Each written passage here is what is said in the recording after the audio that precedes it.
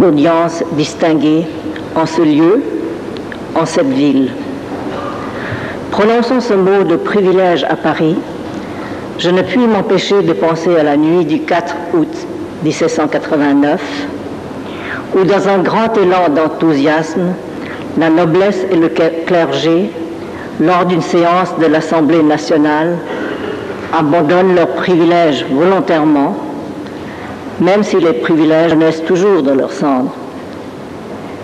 Et à peine 3 semaines plus tard, le 26 août 1789, cette même Assemblée rédige et vote la Déclaration universelle des droits et des devoirs de l'homme et du citoyen, dont de nombreux articles ont été repris dans le monde entier et qui a inspiré la Déclaration internationale des droits de l'homme de l'Organisation des Nations Unies du 10 décembre 1948.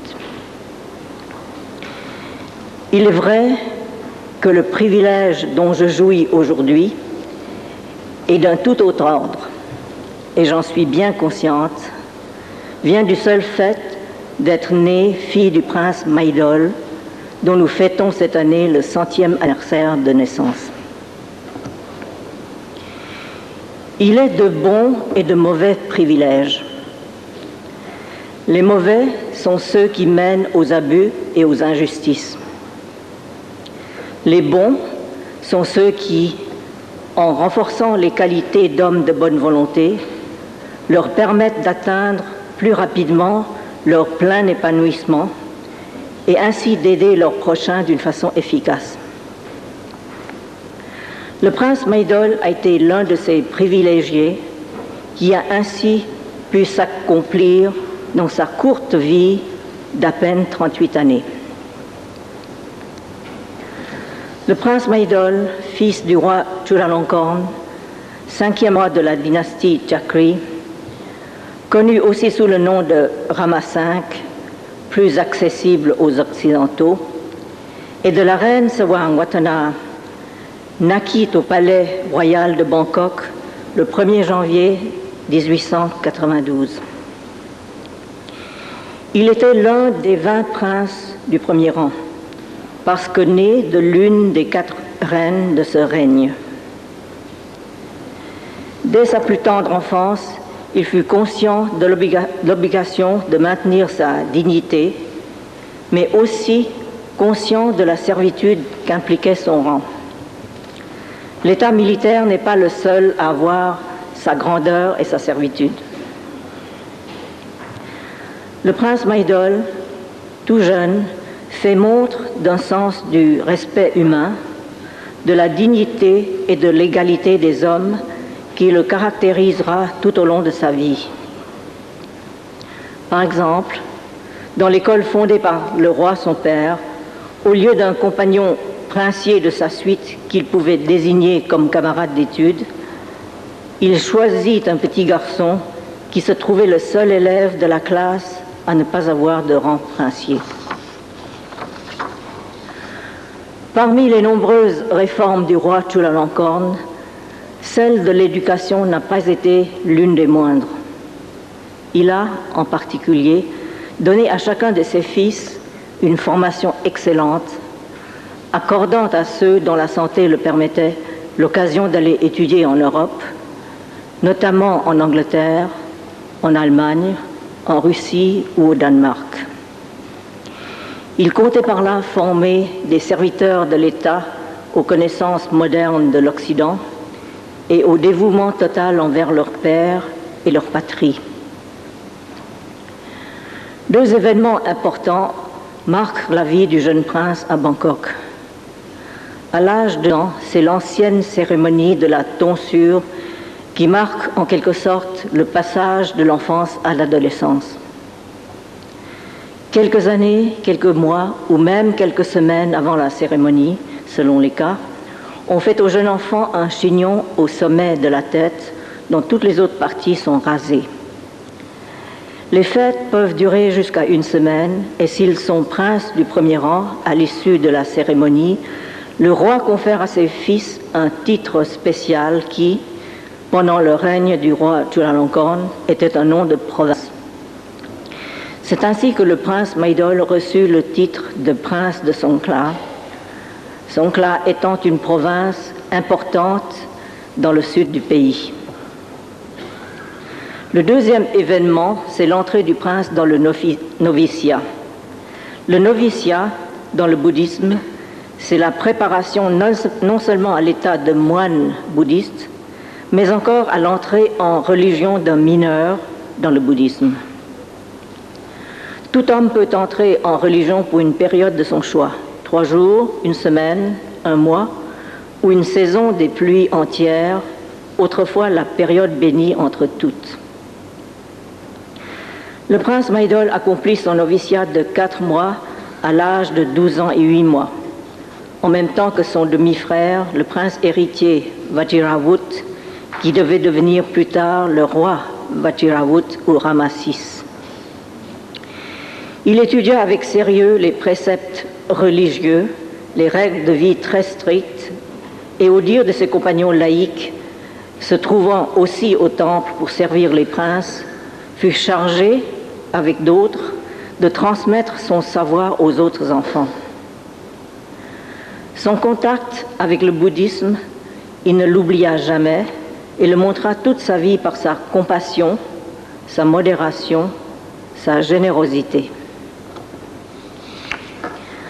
Vers l'âge de 13 ans, tous les fils du roi Chulalongkorn, s'ils étaient en bonne santé, étaient envoyés en Europe pour y poursuivre leurs études.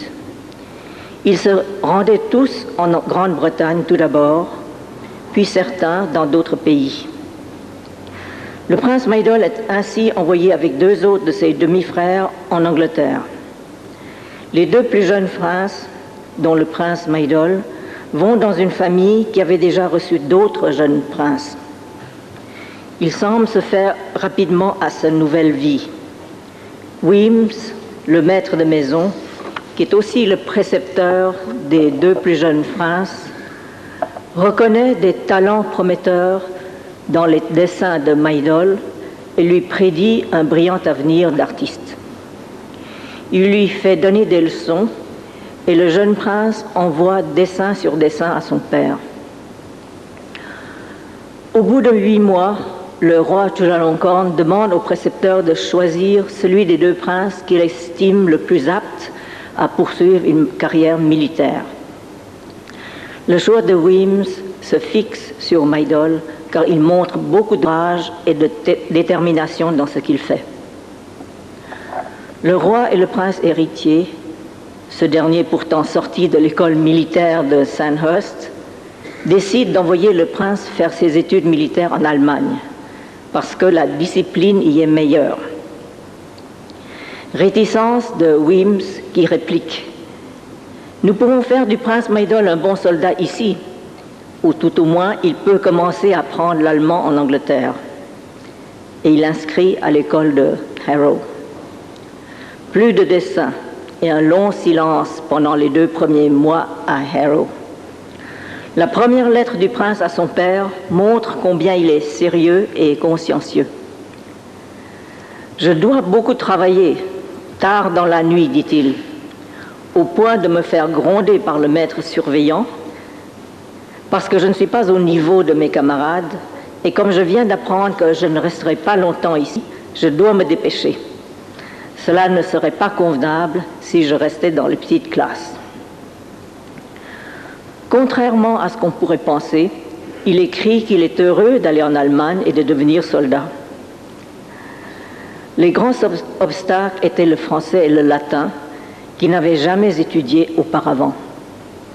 Mais on remédia rapidement à cette carence. Il passa ses vacances d'été en Normandie avec son maître de français de Harrow et travailla si assidûment pendant 1 mois qu'il put passer le reste de ses vacances à Paris. Après une année à Harrow, le prince Maidol est bien adapté à la vie d'un écolier anglais. Mais le roi Chulalongkorn fait son 2e voyage en Europe. Lors d'une visite à l'empereur Wilhelm d'Allemagne, qu'il connaissait depuis son premier voyage et à qui il avait confié un de ses fils qui avait poursuivi des études militaires dans son pays, celui-ci exprime le désir qu'un jeune prince thaï soit de nouveau éduqué dans une école militaire allemande. Le prince Meidol, qui se trouvait précisément à Bad Homburg, en Allemagne, pour assister aux festivités en l'honneur d'un anniversaire de naissance de son père, est envoyé sur le champ à Berlin après la fête, sans même avoir eu le temps de retourner chercher ses affaires en Angleterre. Après 4 mois à Berlin, il est inscrit à l'école des cadets de Potsdam. Après le français et le latin, il doit se mettre à l'étude d'une nouvelle langue étrangère. Bien qu'il ne soit pas interne et loge dans une maison louée par son nouveau précepteur, un officier de l'armée prussienne choisi par l'empereur lui-même, la discipline y est toute militaire. Discipline qu'il accepte du reste sans rechigner. En outre, il est reconnaissant à son précepteur de l'avoir confié à un médecin orthopédiste qui le guérira d'une forte déviation de la colonne vertébrale dont l'importance n'avait pas été décelée au premier abord. Il lui est surtout reconnaissant d'avoir ajouté au programme de l'école des cadets des matières qui l'intéressent particulièrement: le dessin, l'histoire de l'art, la musique, et des visites musées en compagnie de connaisseurs. Pendant les vacances scolaires, il découvrira avec éblouissement le nord de l'Italie, l'Égypte et les cathédrales gothiques de l'Allemagne. Mais ses propres joies ne lui font pas oublier la misère de ses compatriotes.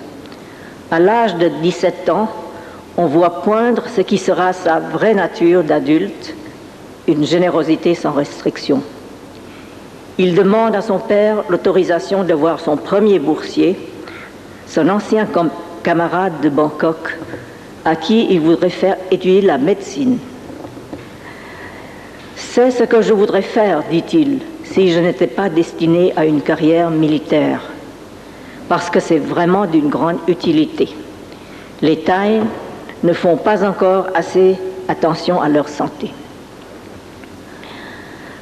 Pendant ses vacances, il se remet à l'art, et c'est de cette période que nous viennent les quelques aquarelles qu'il nous a laissées. 2 ans après Potsdam, il entre à l'école supérieure des cadets de Groß-Lichterfelde, dans la banlieue de Berlin, toujours comme élève externe. Puis, c'est le grand bouleversement qu'apporte la mort de son père. Dans ce moment d'incertitude, il songe à quitter la carrière militaire pour entrer aux Beaux-Arts. Mais le nouveau roi, son frère Vajirabhut, ne l'entend pas ainsi et lui intime l'ordre de terminer ses études à l'école des cadets de Groß-Lichterfelde.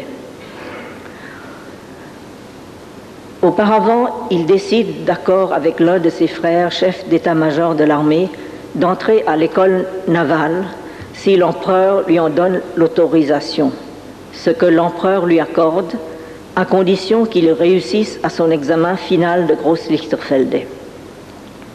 On aurait pu se douter à voir le résultat de cet examen. Il est reçu premier ex aequo avec un jeune Allemand devant quelques 400 autres candidats qu'il avait songé une fois à quitter la carrière militaire. L'empereur, satisfait de cette performance, lui décerne le grade de sous-lieutenant de la marine impériale à titre honoraire sans lettre patente. Il avait aussi reçu le même grade de la marine siamoise avec lettre patente 2 mois auparavant. Puis c'est l'école navale impériale de Flensburg-Murvik. La première année, c'est le dur apprentissage sur le croiseur Victoria Louise pendant 10 mois. Il naviguera jusqu'en Amérique du Nord, au Canada, aux États-Unis, en Amérique centrale et reviendra par l'Afrique. Chaque cadet doit, pendant ce voyage, tenir son livre de bord personnel. Le prince a le loisir pendant ces longs mois d'illustrer le sien par des dessins de lieux visités, de motifs décoratifs, tout autant que par des dessins techniques de navires rencontrés et de plans de port. L'année suivante, sa frêle constitution le trahira. Il sera hospitalisé à maintes reprises pour diverses maladies, principalement une néphrite qui deviendra chronique. Après 2 ans et 4 mois, il a suivi tous les cours nécessaires à sa formation et se trouve prêt à servir sur un navire comme aspirant officier. Mais la guerre de 1914-18 survient. Le roi Vajirawoot déclare la neutralité du Siam et le prince Maidol reçoit l'ordre de regagner son pays. En attendant de lui trouver une voie de retour sans danger, le roi ordonne au prince Maidol de se rendre au Danemark, malgré les protestations de ce dernier, qui dit ne pas savoir le danois, langue nécessaire à des études d'histoire ou dans d'autres domaines qu'on lui suggère. Finalement, il se rendra au Danemark au bout de 2 mois, d'où il rentrera au Siam après 4 mois, en passant par l'Angleterre et la Méditerranée. Il est immédiatement intégré à la marine, tout d'abord comme professeur à l'école navale. Il impressionnera ses élèves par son habileté à démonter et à remonter les différents armements des navires. Quand il exprime le désir d'aller en mer avec ses étudiants, on lui en refuse l'autorisation à cause de son rang. On lui confie alors la tâche d'étudier la possibilité d'acquérir des sous-marins pour la marine siamoise. Bien qu'il se défende spécialiste de sous-marins, ce nouveau type de navire n'étant qu'à ses débuts et étant à peine mentionné dans les cours de l'école de Flensburg-Murvik, il présentera un travail de recherche très poussé, entrant dans les moindres détails, calculant jusqu'au centime les soldes à payer aux marins attachés à cette unité. C'est en recherchant le genre d'aliments qui conviendrait à ceux-ci qu'il entrera en contact avec l'hôpital Sirirat, qui tiendra un rôle si important dans sa vie future. Ce projet ne fut jamais mis à exécution, la marine manquant vraisemblablement des fonds nécessaires à sa réalisation. On le découvrira une 50aine plus tard dans un coffre-fort de la marine dont on avait égaré la clé depuis longtemps. Dans ses papiers personnels, j'ai retrouvé un petit cahier d'écolier comportant la description de la flotte qu'il estimait nécessaire au Siam et détaillant tous les types de navires qu'il jugeait indispensables, ainsi que les ports secondaires à aménager dans différentes parties du pays. Cette étude schématique ne fut sans doute jamais présentée. Elle était de conception défensive, alors que les officiers de marine du moment avaient fait leurs études dans des pays ayant une conception offensive. Le prince Maidol était trop en avance sur les idées de son pays, comme nous le verrons dans d'autres domaines. Après 10 mois à peine, 7 ans de formation militaire furent effacés. Le prince Maidol prit rapidement la décision de quitter la marine et de demander au roi l'autorisation d'aller étudier la médecine aux États-Unis, l'Europe étant en guerre. Elle lui fut accordée sans beaucoup d'enthousiasme. Ayant contracté une grave typhoïde à peine après avoir quitté les frontières du Siam, il dut se faire soigner à Singapour quelques mois et ne parvint aux États-Unis que vers le milieu de l'année 1916. Un journaliste qui s'étonnait de le voir abandonner une carrière militaire pour embrasser une carrière médicale, il répondait « Je suis un lieutenant de marine, maintenant à la réserve.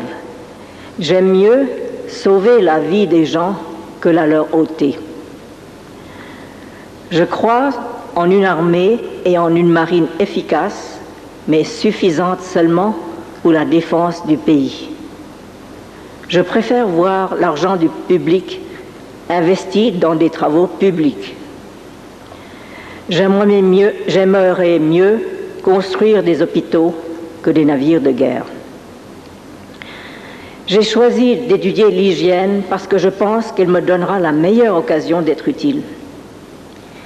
Il commence des études de médecine en même temps que des études de santé publique, ce qui est assez rare, les jeunes gens préférant généralement terminer leur médecine avant d'entreprendre des études de santé publique. Mais le prince Maydol n'était pas un jeune homme frais et moulu d'une école secondaire. C'était un homme de 24 ans, imbu du sens de ses responsabilités envers le bien-être de tout un peuple. Tout en poursuivant ses études, il s'occupe activement de ses compatriotes étudiant aux États-Unis, quelques-uns ses propres boursiers, leur prodiguant des conseils ou leur prêtant au besoin une aide financière. Il jette aussi les bases d'une association de Siamois aux États-Unis. C'est ainsi qu'il rencontre une jeune étudiante roturière, boursière de sa mère. En plus des charmes évidents de la jeune fille, il avait reconnu en elle le potentiel d'une collaboratrice idéale, et c'est le début d'une idylle entre le prince et la bergère. Il prépare un programme éducatif très complet, consistant en leçons privées, conférences, lectures et visites de musées. Dans une lettre à une belle-sœur, il écrivait « Nous devons franchement admettre, et elle est la première à le reconnaître, que son éducation est loin d'être parfaite. Cependant, si durant les 12 mois à venir, elle pouvait apprendre à apprécier les choses qu'elle voit à leur juste proportion, le voyage que nous projetons en Europe pour l'année prochaine, la rencontre avec des personnes diverses, lui ferait 1000 fois plus de bien que de rester enfermée dans la classe surchauffée d'une école ou de travailler comme infirmière dans un hôpital. Quoi qu'elle fasse, ici ou ailleurs, sa vraie mission, pour laquelle elle a été créée, sera toujours de prodiguer amour et pitié à ceux qui ont soif de ces remèdes, les plus efficaces contre les peines physiques et morales. Si je réussis à vivre avec elle de façon à faire émaner d'elle ses qualités radieuses au bénéfice de ceux qui souffrent, je pourrais considérer avec fierté avoir accompli une de mes tâches. Cette épouse, veuve avec 3 enfants après 8 ans de mariage, a retransmis le flambeau de son mari, éclairant une voie toute tracée qui était celle de l'aide aux souffrants, aux pauvres et aux déshérités.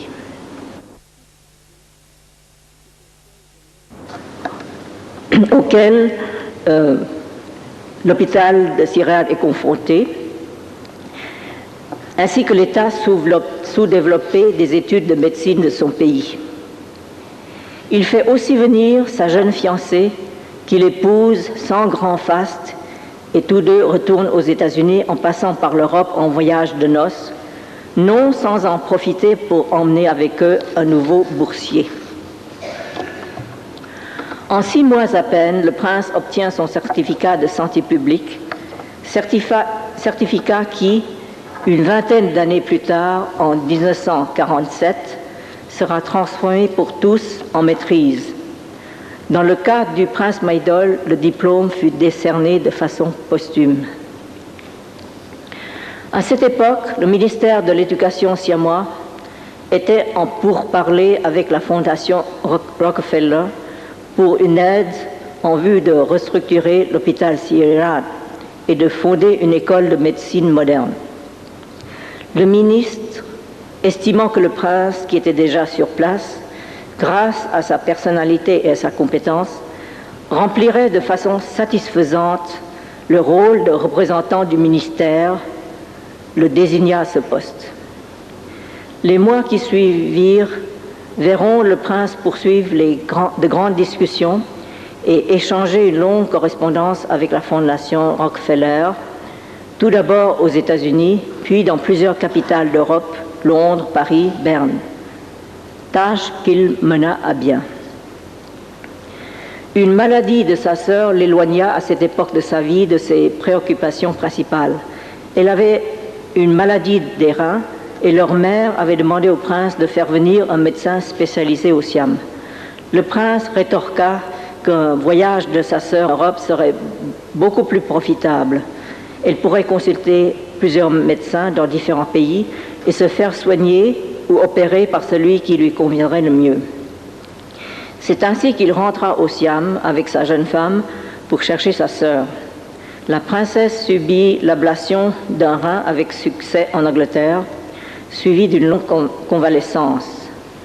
Mais le rôle de gardien ou garde-malade éprouva le prince à tel point qu'il tomba gravement malade des nerfs. Il fallut demander à un nouveau gardien de venir du Siam pour le remplacer. Le prince demanda au roi un congé de 3 ans pour se soigner, avec l'intention de terminer sa médecine. Il choisit la faculté de médecine d'Édimbourg parce que celle-ci ne lui demandait que 2 ans au vu de ses études préalables à Harvard. Il ne résista pas longtemps au froid et à l'humidité de l'Écosse, et sa néphrite chronique le reprit. Il dut se faire soigner de longs mois. Ses médecins lui conseillèrent alors un climat plus doux. Quand le roi lui offre le poste de directeur général du département de l'université, il n'existe alors qu'une université, il accepte rapidement et revient à Bangkok avec sa petite famille, sa fille aînée étant née pendant son séjour en Écosse. Comme toujours, il se met au travail avec acharnement. Il donne des cours d'anatomie des vertébrés et organise des cours d'arts libéraux, histoire, archéologie, géographie, invitant historiens, diplomates à venir parler de leur spécialité, assumant lui-même des cours sur les pays qu'il connaît bien, l'Allemagne et les États-Unis, conduisant des groupes d'étudiants en visite au Palais Royal, au temple du Bouddha d'Émeraude par exemple.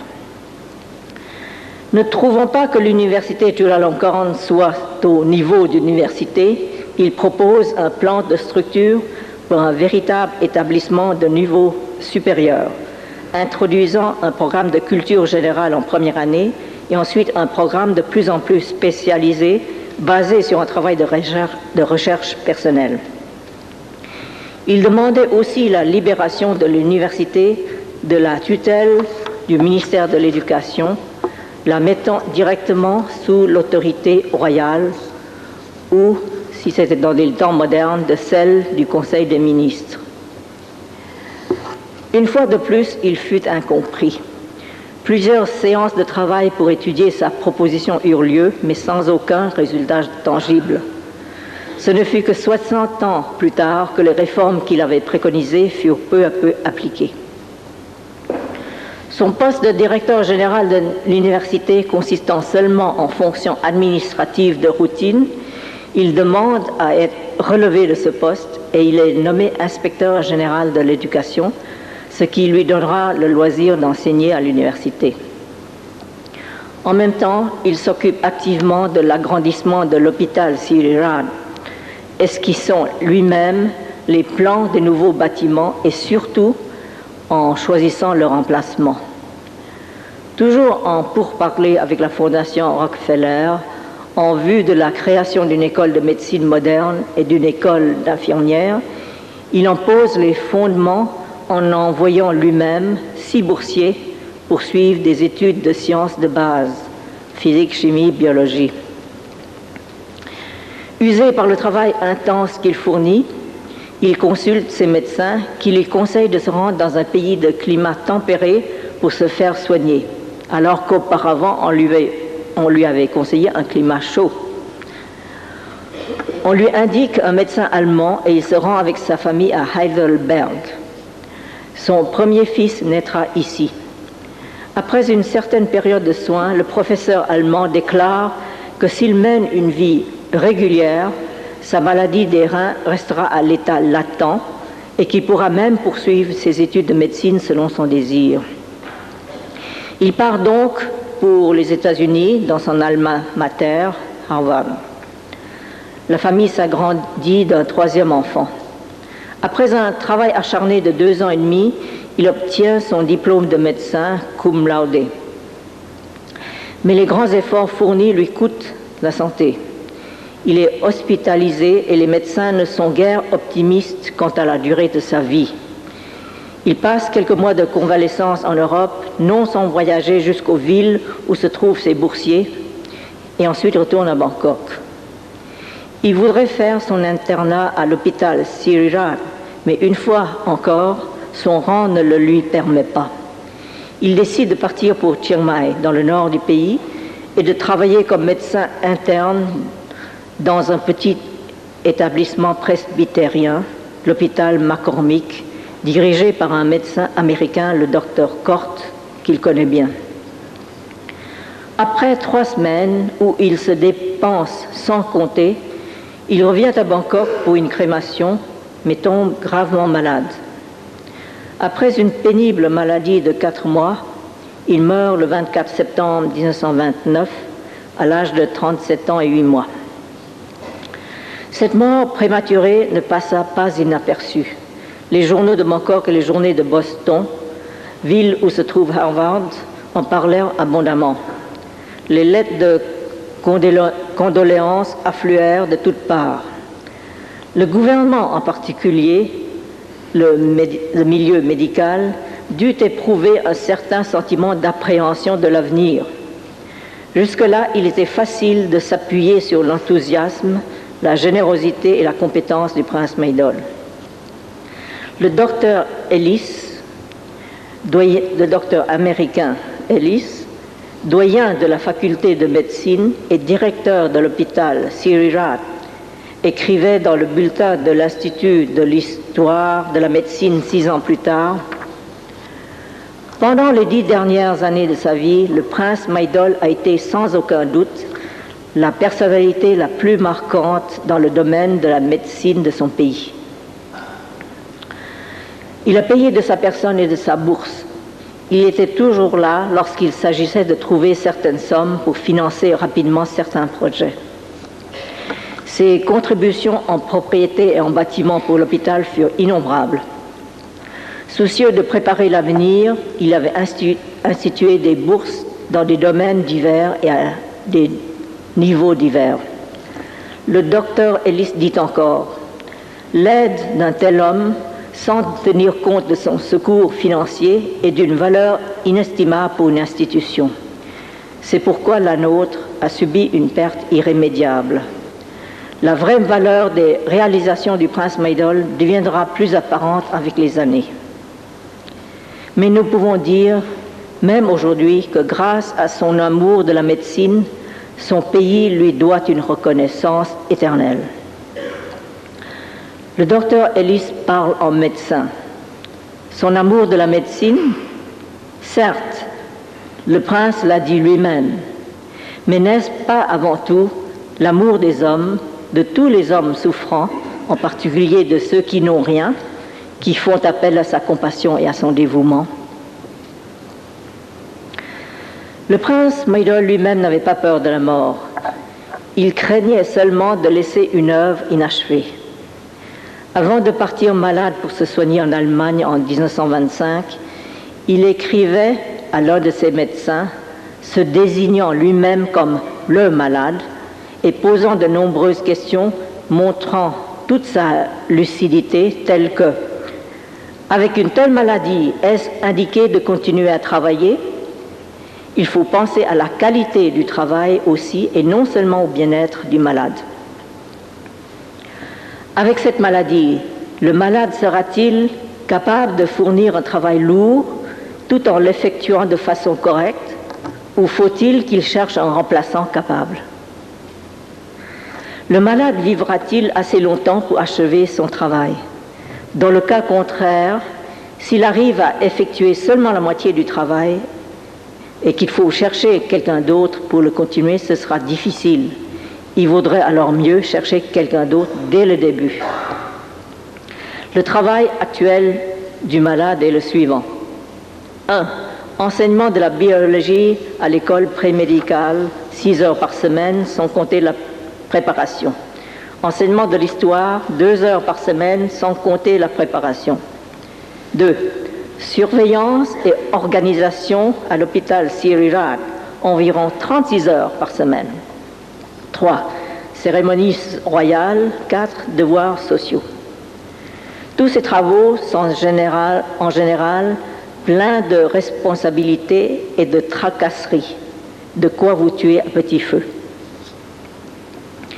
Dans une autre lettre au prince Thani, ministre de l'Éducation, il écrit, après l'obtention de son diplôme en médecine: « Cette année, j'ai eu beaucoup de malchance.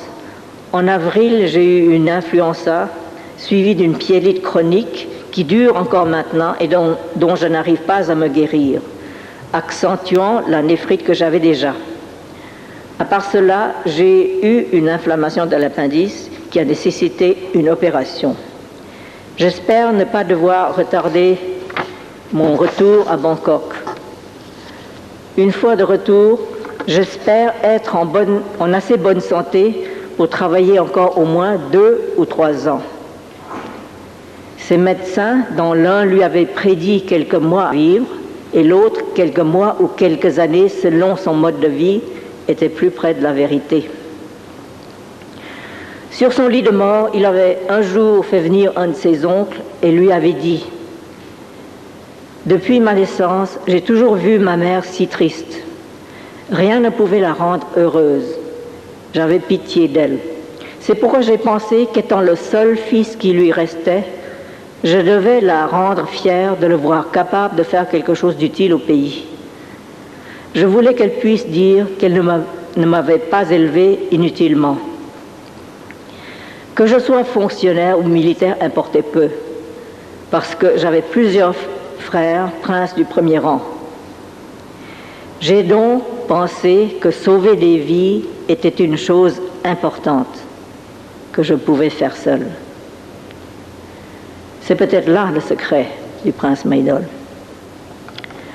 Monsieur le directeur général, je vous remercie de m'avoir donné l'occasion de faire connaître au monde celui que des générations de médecins thaïs ont appelé le père de la médecine moderne et que des qualités attachantes et humaines rendent inoubliable à tout jamais.